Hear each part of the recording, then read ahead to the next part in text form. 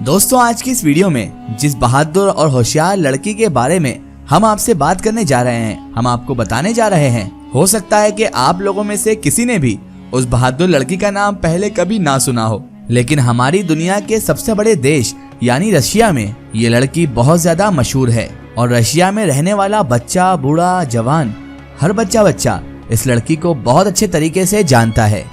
दोस्तों आखिर ये औरत कौन थी, ये औरत कहां से थी और आखिर इसकी बहादुरी के किस्से इतने ज्यादा मशहूर क्यों हुए, ये सारी चीजें, ये सारी मालूमात जानने से पहले हमारे लिए ये जानना बेहद जरूरी है कि ये कहानी कब की है और किस दौर की है। तो दोस्तों ये कहानी जो आज हम आपको सुनाने जा रहे हैं ये उस दौर की है कि जब रशिया और सल्तनते उस्मानिया के बीच बड़ी जबरदस्त और घातक जंग चल रही थी।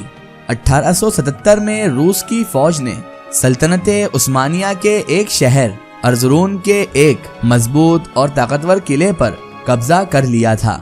और कब्जा करने से पहले सल्तनते उस्मानिया के उन सारे ही सिपाहियों को इन रशिया के सिपाहियों ने कत्ल कर दिया था जो उस मजबूत किले की हिफाजत पर मामूर थे, यानी उसकी हिफाजत कर रहे थे।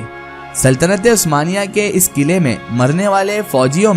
वाले सिपाहियों में एक बहुत कम उम्र का भी एक सिपाही था जिसका नाम हसन था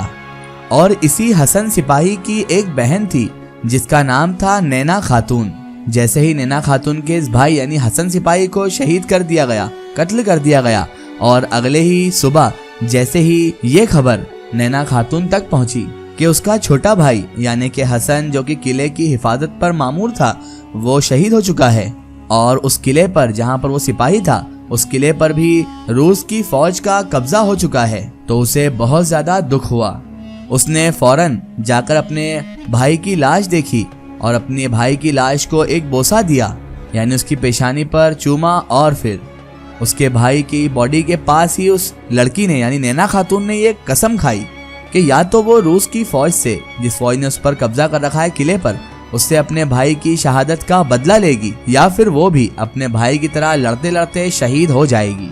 बस ये कसम खाते हुए नैना खातून, जिसकी एक 3 साल की बच्ची भी थी, उस 3 साला अपनी बच्ची को नैना खातून ने घर पर छोड़ा और उसके बाद रूसी फौज से जंग करने के इरादे से नैना खातून निकल पड़ी। नैना खातून के पास उस वक्त अपने मरे हुए भाई की एक बंदूक मौजूद थी और इसके अलावा नैना खातून के पास हथियारों में एक छोटी सी कुल्हाड़ी भी मौजूद थी जिसके जरिए से वो रूस की फौज का, जो इतनी ताकतवर फौज थी जिसने किले पर कब्जा कर लिया था, उस रूस की फौज का सामना कर रही थी।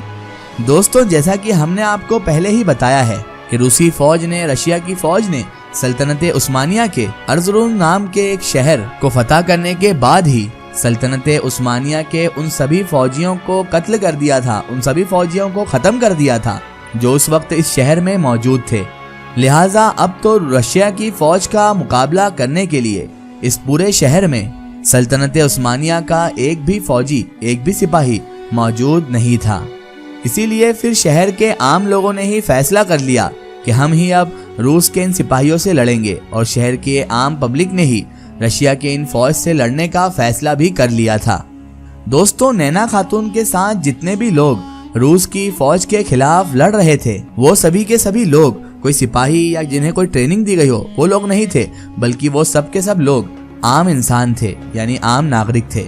और इन सिपाहियों में से भी ज्यादातर नैना खातून के साथ जो मौजूद थे वो ज्यादातर तो औरतें थी और या फिर बचे हुए बूढ़े आदमी थे। रूस की वो ताकतवर फौज और सल्तनते उस्मानिया के आम शहरियों के बीच ये जंग बहुत लंबे अरसे तक, बहुत लंबे वक्त तक चलती रही थी, जहां एक तरफ रशिया की उस खतरनाक फौज के पास टेक्नोलॉजी वाले खतरनाक हथियार मौजूद थे, तो वहीं दूसरी तरफ अर्जुरून शहर के सल्तनत उस्मानिया के ये आम से नागरिक लोग, आम से इंसान, इन लोगों के पास लाठियों, कुल्हाड़ियों और कुछ बंदूकों के अलावा कुछ भी मौजूद नहीं था। शहर में रहने वाले सभी लोगों ने जो नैना खातून के साथ आए थे उन्होंने अपने अपने लाठी और डंडों से और कुल्हाड़ियों से ही रूस की यानी रशिया की फौज के मजबूत और ताकतवर हथियारों का सामना करना शुरू कर दिया था। इनके पास हथियार नहीं थी लेकिन जज्बा इनका किसी हथियार से कम नहीं था और इन मुकाबला करने वालों में जो लेडीज सबसे आगे थी वो थी नैना खातून। वहीं दूसरी तरफ इन लोगों का जज्बा, हिम्मत देखकर रशिया के सिपाहियों के कलेजे भी कांपने लगे थे। वो भी थर-थर कांपने लगे थे इनका जज्बा देखकर, क्योंकि वो जान चुके थे कि उनका मुकाबला किसी एक ऐसी फौज से नहीं है कि जो बहुत ताकतवर या फिर बहुत हथियार वाली हो, बल्कि वो जानते थे कि उनका मुकाबला एक ऐसी आम फौज के साथ है कि जिनके पास रशिया के इन मजबूत हथियारों से भी बड़ा मजबूत दिल मौजूद है। और जाहिर सी बात है दोस्तों कि बड़े हथियारों से तो मुकाबला किया जा सकता है, लेकिन जिनके पास बड़े दिल मौजूद होते हैं उनसे मुकाबला करना आसान नहीं होता है। इसके बाद दोनों फौजों के बीच एक लंबे अरसे तक जंग जारी रही। हथियारों से लैस खतरनाक हथियारों के बावजूद रशिया की फौज का मुकाबला करते करते लगभग 2000 से भी ज्यादा आम शहरी इस जंग में शहीद हो गए थे। लेकिन रशिया की फौज की लाख कोशिशों के बावजूद भी ये आम शहरी, ये आम नागरिक लोग उस किले पर दोबारा कब्जा करने में फतह हो गए थे, कामयाब हो गए थे कि जिस सल्तनत उस्मानिया के किले पर कुछ दिन पहले ही रूस ने कब्जा किया था। जंग खत्म होने के बाद जब लोगों ने नैना खातून को ढूंढना शुरू किया तो नैना खातून एक कोने में खून में लथपथ बेहोश पड़ी हुई उन्हें मिली थी। नैना खातून के हाथ में उस वक्त अपने शहीद भाई यानी हसन सिपाही की वो बंदूक भी मौजूद थी। नैना खातून ने उस वक्त भी उस बंदूक को बड़ी मजबूती के साथ थामे रखा था, इतनी मजबूती के साथ थामे रखा था कि जब वो बेहोश हुई तो लोगों ने बहुत कोशिशें की कि उनके हाथों से यानी नैना खातून के हाथों से वो बंदूक छुड़ा ली जाए, लेकिन इस काम में तो वो तमाम लोग, वो सभी लोग नाकाम ही रहे और नैना खातून के हाथ से वो बंदूक उनके होश में आ जाने के बाद ही छुड़ाई जा सकी। दोस्तों, इस तरह से नैना खातून अपनी बहादुरी और अपनी होशियारी की वजह से ही न सिर्फ सल्तनत उस्मानिया में ही बल्कि पूरी रशियन कंट्री में भी, पूरे रशिया में भी मशहूर हो गई थी और उन्हें mother of the third army का नाम भी दिया गया था। और इस नाम से ही आज तक वो पूरी दुनिया में जानी और पहचानी जाती हैं। 1952 में जब एक अमेरिकी गवर्नर मैथ्यू ने टर्की का दौरा किया था तो उसने नैना खातून से मिलने की ख्वाहिश की थी। तुर्की गवर्नमेंट ने उसकी इस ख्वाहिश को कबूल करते हुए उसकी मुलाकात नैना खातून से करवा दी थी। हालांकि नैना खातून उस वक्त तक तो बहुत बूढ़ी हो चुकी थी, लेकिन उसके बावजूद भी जब उस अमेरिकी गवर्नर ने नैना खातून से ये सवाल किया कि अगर आज के दौर में अगर कोई जंग हो जाती है, कोई जंग छिड़ जाती है, तो क्या आप इस उम्र में होने के बावजूद भी क्या उसमें शरीक हो जाएंगी? तो इस पर नैना खातून नामी इस औरत ने बड़ी सफाई के साथ जवाब दिया कि बिल्कुल मैं खड़ी हो जाऊंगी, मैं अपने मुल्क के लिए इस उम्र में भी जंग करने के लिए तैयार ही रहूंगी।